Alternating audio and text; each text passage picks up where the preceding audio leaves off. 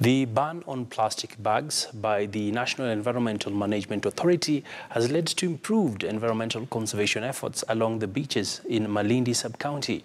According to Malindi Marine Park Senior Warden Jane Gitau, the plastic bags that used to find its way to the ocean had drastically gone down. The plastic bags are the main causes of death of turtles at the beach, and increased human activities in Malindi had contributed to the increased use of plastic bags, which find its way in the ocean after being disposed by the population.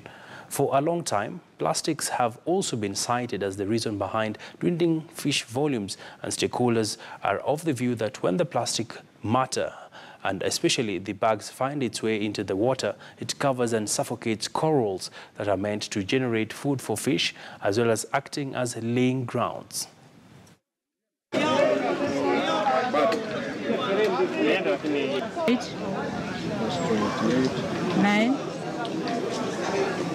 Ile takataka tumeokota leo, polythene packs ni kidogo sana. Kwa hivyo hiyo policy ya serikali imekuwa effected na inasaidia sana, itatokoa fishermen walikuwa wanateta, samaki wamekuwa wachache. Tumeokota kilo 534 katika hiyo stretch ambayo tumekava siku ya leo, lakini utapata miaka kama miezi miwili imepita tulifanya similar cleanup na tukaokota zaidi ya kilo 1000.